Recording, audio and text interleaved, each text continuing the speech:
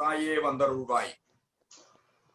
33 ஆண்டு காலமாக அன்னை தமிழை அரியணை ஏற்றி வளர்த்து வருகிற எழில் இலக்கிய பேரவையும் மனிதநேய செம்மல் மலேசியா எஸ் பழனிவேல் நினைவு அறக்கட்டளையும் இணைந்து நடத்துகிற கருத்தரங்கில் தலைமை உரை ஆற்றி இருக்கிற என் நெஞ்சம் நிறைந்த ஐயா, பல்லாண்டுகளாக என் மேல் பாசமும் அன்பும் பரிவும் காட்டி வருகிற மரியாதைக்கும் போற்றுதலுக்கும் உரிய எழில் இலக்கிய பேரவையினுடைய தலைவர், பெரியவர், ஆன்மீக அருட்செல்வராக காட்சி தருகிற ஐயா சோம பொன்னுசாமி அவர்களே, வரவேற்புரை ஆற்றி மிக அற்புதமான இணைப்புரையும் வழங்கி இந்த நிகழ்ச்சிக்கு பெருமை சேர்த்து கொண்டிருக்கிற அருமை சகோதரி, வேல்ஸ் பல்கலைக்கழகத்தினுடைய பேராசிரியர், உதவி பேராசிரியர்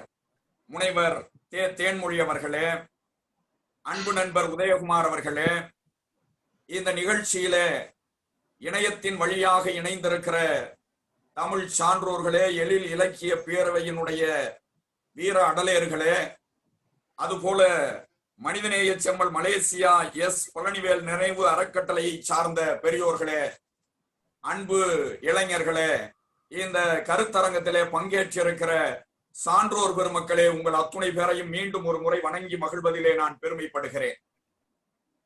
நாட்டின் வளர்ச்சிக்கு எத்தனையோ காரணிகள் தேவைப்பட்டாலும் மிக அத்தியாவசியமான தேவையாகிய 10 காரணிகளை பற்றி இன்றைக்கு சான்றோர் பெருமக்கள் பேச இருக்கிறார்கள்.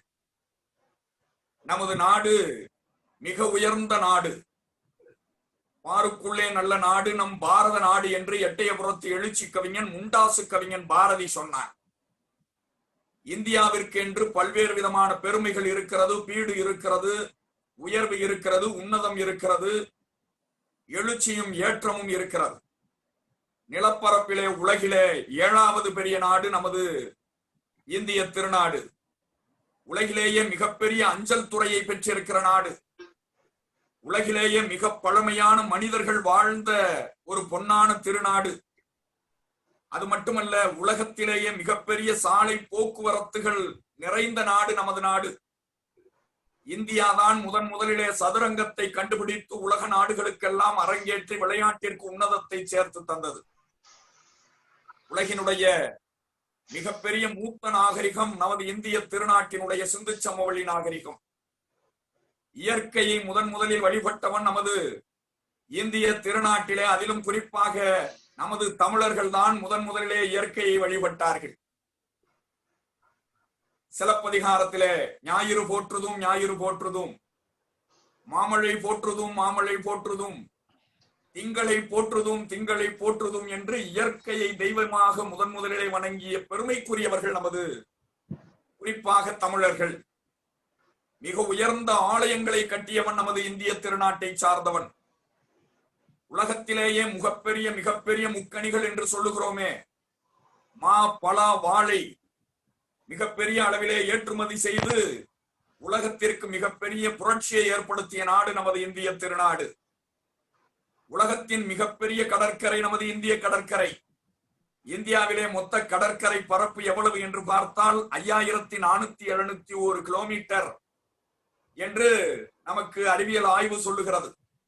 அதிலும் தீவு பகுதிகளை சார்ந்த கடற்கரையை நாம் சேர்த்தோம் என்று சொன்னால் 7563 கிலோமீட்டர் நீண்ட நெடிய கடற்கரை பரப்பினை உடையது நமது இந்திய திருநாடு.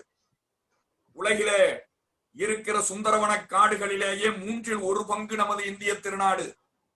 மார்தட்டி கொள்ளலாம், பெருமையாக சொல்லிக் கொள்ளலாம். அதனால் தான் மகாகவி பாரதி, மண்ணும் இமயம் அலையங்கள் மனையே, மாநிலம் மீதிதில் போர் பிரிதில்லையே, இன்னரும் நீர் கங்கை ஆரங்கள் ஆரே, இங்கிதன் மாண்பிற்கு எதிர் எது வேறே என்று பெருமைப்பட பேசினான் மகாகவி பாரதி. அது மட்டுமல்ல, பூரண ஞானம் பொழிந்த நன்னாடு, புத்தர் பிரான் அருள் பொங்கிய நாடு, பாரத நாடு பழம்பெரும் நாடே, பாடுவோம் இகுதை எமக்கிளை ஈடே என்று நெஞ்சை தட்டி நிமிர்ந்து மகாகவி பாரதி சொன்னான் என்று சொன்னால், இந்திய திருநாட்டிற்கென்று எவ்வளவோ பெருமைகள் இருக்கின்றன. அதனால் தான் மகாகவி பாரதி வந்தே மாதரம் என்போம், எங்கள் மாநிலத்தாயை வணங்குதுவோம் என்போம் என்று பெருமைப்பட சொல்லிக் கொண்டான் என்று பார்க்கிறோம். மண்ணுக்கு ஏற்றவாறு குணங்கள் அமையும். இந்தியாவிலே பெருந்தன்மை பூத்து கிடந்த நாடு.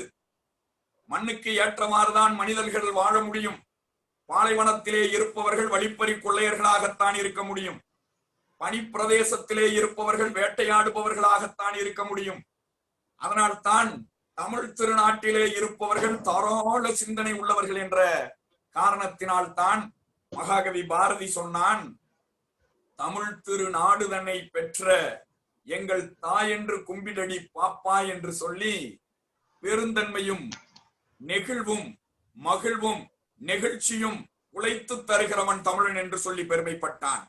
ஆனால் இந்த இந்திய திருநாட்டிலே, தமிழகத்திலே இன்றைக்கு அமளிகள், போராட்டங்கள், எங்கெங்கு பார்த்தாலும் போராட்டங்கள், எத்தாக பேரெடுக்கும் நடமாட்டங்கள், பொங்கி வரும் அங்களத்தை சீரழிக்கும் பொல்லாத சில பேரின் அழிவாட்டங்கள் இன்றைக்கு நடந்து கொண்டுதான் இருக்கிறது.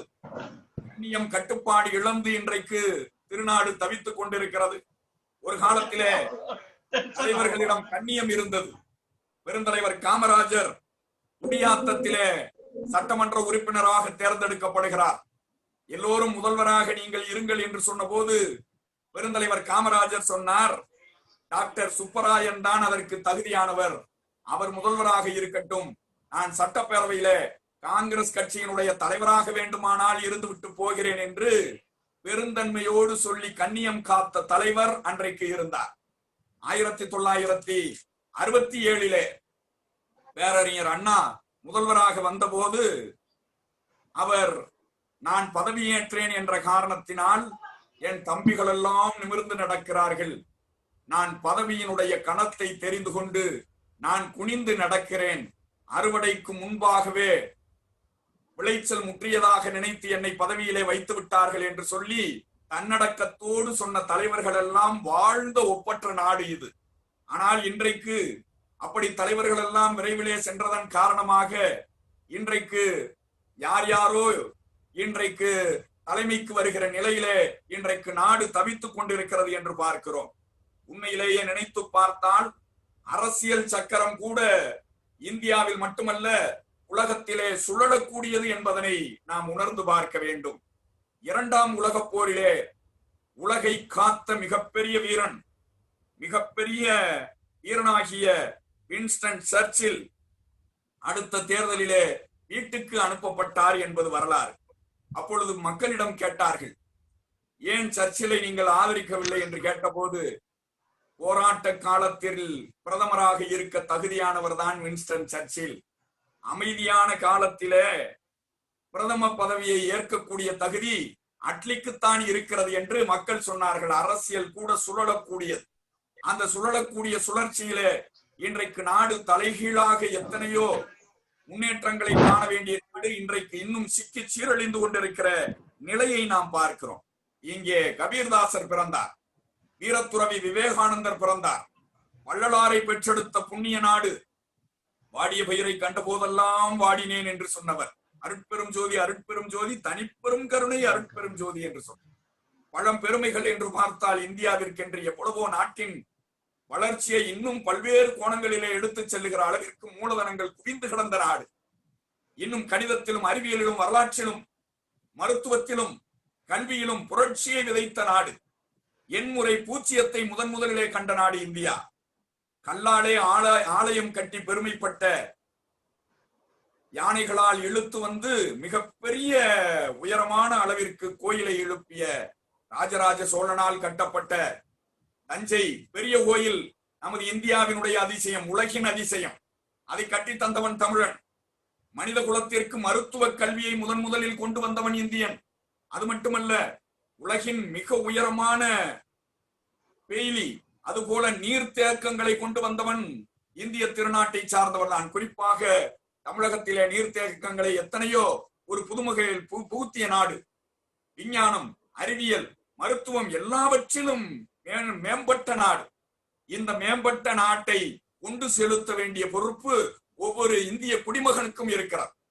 இதுல நாட்டினுடைய வளர்ச்சிக்கு ஏற்ற காரணி என்ன என்று 10 பெருமக்கள் இன்றைக்கு பேசுகிறார்கள். அதிலே ஒருவர் மிக நேர்த்தியாக, மிக நிறைவாக, மிக அற்புதமாக, ஆணித்தரமாக நிதியினுடைய கொள்கைகளை எல்லாம் எடுத்து சொன்னார். பொருள் இல்லைன்னா இன்னைக்கு மனுஷனே கிடையாது. பொருள் அல்லவரை பொருளாக செய்யும், பொருள் அல்லது இல்லை பொருள் என்று வான்புகழ் வள்ளுவன் சொன்னான். அதனாலதான் சொன்னான், செய்க பொருளை, செய்க பொருளை செருணர் செருக்கு அறுக்கும் எக்கு அதனில் கூறியது இல் என்று சொன்னார். காசு இல்லைன்னா இன்னைக்கு வாழ முடியுமா? குடும்பத்திலும் சரி, நல்லா சொன்னார்.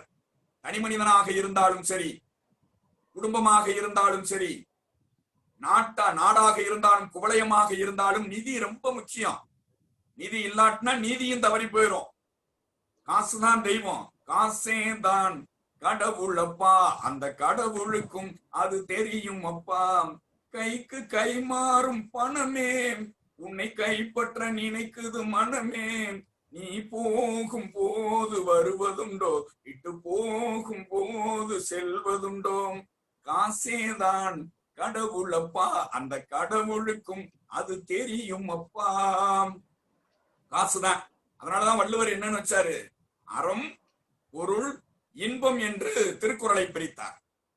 பொருள் இருந்தாத்தான் அறத்தோடு வாழ முடியும், இன்பத்தையும் பெற முடியும். அதனால்தான் அரணும் ஈனும், அரணும் ஈனும் இன்பமும் ஈனும் திறன் அறிந்து தீதின்றி வந்த பொருள் என்று வள்ளுவன் எழுதினான். இந்தியாவிற்கென்று பெருமைகள் இருக்கிறது, நாட்டுக்கென்று பல்வேறு விதமான பெருமைகள் இருக்கிறது. அதையே சொல்லிக்கிட்டு இருந்தோம்னா ஒன்னும் புண்ணியம் இல்ல. பாரதி சொல்றான் பாத்தீங்களா, தீரத்திலே படை வீரத்திலே நெஞ்சில் ஈரத்திலே உபகாரத்திலே, தீரத்திலே படை வீரத்திலே நெஞ்சில் ஈரத்திலே உபகாரத்திலே, சாரத்திலே மிகு சாத்திரம் கண்டு தருவதால் உயர்ந்த நாடு. பழம்பெருமை மிகுதியாக இருந்த நாட்டிலே இன்றைக்கு ஒரு தளர்வு இருக்கிறது. காரணம் என்னவென்று சொன்னால், பண்பாடு, நாகரிகம், கலாச்சாரம் எல்லாவற்றிலும் மேலோங்கிய நாடு. அதிலும் குறிப்பாக நமது தமிழ் இலக்கியங்கள் சொல்லித்தந்த பண்பாட்டிற்கு இணையான இலக்கியங்கள் வேறு எங்கேயுமே கிடையாது. அதனாலதான் கலித்தொகை கவிஞன் சொன்ன ஒற்றை வரி போதுமே, பண்பனப்படுவது பாடறிந்து ஒழுகுதல். உலகத்திலிருந்து வெளிநாட்டிலிருந்து வந்த அறிஞர்கள் எல்லாம் இங்கு இருக்கிற இலக்கியங்களை மொழிபெயர்த்தார்கள், குறிப்பாக தமிழ் இலக்கியங்களை மொழிபெயர்த்தார்கள்.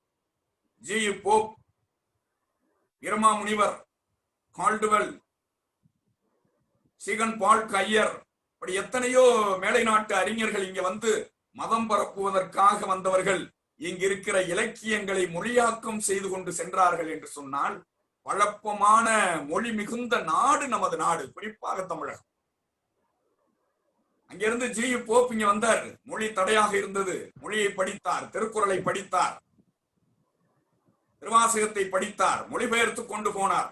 அங்கே போனோன தலைமை பாதிரியார் கேட்டார், மதம் பரப்புவதற்காக உன்னை அனுப்பினோம், நீ திருக்குறளை மொழிபெயர்த்து கொண்டு வந்திருக்கிறாயே, கொண்ட செயலிலே உனக்கு நேர்மை இல்லையே என்று சொன்னபோது ஜி போப் சொன்னாரா, இங்க இருக்கிற பிளாட்டோ, அரிஸ்டாட்டில், சாக்ரட்டிஸ் இவங்கெல்லாம் ஒரு கண்ணை எடுத்தா இன்னொரு கண்ணையும் தோண்டி எடுத்துருங்கிறாங்க. ஒரு பல்ல உடைச்சா 32 பல்லையும் உடைச்சிருங்கிறாங்க. ஆனா இங்க பாட்டன் வள்ளுவன் ஒருத்தன் இருக்கிறான், எழுதியிருக்கேன் நூலு திருக்குறள். யாராவது ஒருத்தர் தப்பு பண்ணா திருப்பி நீங்க தப்பு பண்ணாதீங்க, தப்பு பண்ணவங்களுக்கு நல்லதை செஞ்சிருங்கன்னு சொல்லி தந்த புலவனுடைய மொழியை எப்படி படிக்காமல் இருக்க முடியும் என்று ஜி போப் சொன்னார். இன்னா செய்தாரை ஒருத்தல் அவர் நாண நன்னயம் செய்து விடல் என்று சொன்னார். அதான் கவியரசு கண்ணதாசன் சினிமாவில் பாட்டு எழுதினார். அறம் செய்ய விரும்பு என்றால் அவ்வை தருமம் செய்யுங்கள், அன்பே தெய்வம் என்றார் பெரியோர் அன்புடன் வாழுங்கள், யாரும் தீமை செய்தாலும் நீங்கள் நன்மை செய்யுங்கள், யாரும் பொய்யை சொன்னாலும் நீங்கள் மெய்யை சொல்லுங்கள், நேர்மையாய் வாழ்வதில் தோல்விகள் இல்லையே, தங்கங்களே நாளை தலைவர்களே, நம் தாயும் மொழியும் கண்கள், சிங்கங்களே வாழும் செல்வங்களே, நம் தேசம் காப்பவர் நீங்கள், நம் தாத்தா காந்தி மாமா நேரு தேடிய செல்வங்கள், கல்வி சாலைகள் எங்கும் ஏழை தலைவனை தினமும் சொல்லுங்கள். கல்விக்கென்று வாழ்ந்த தலைவன்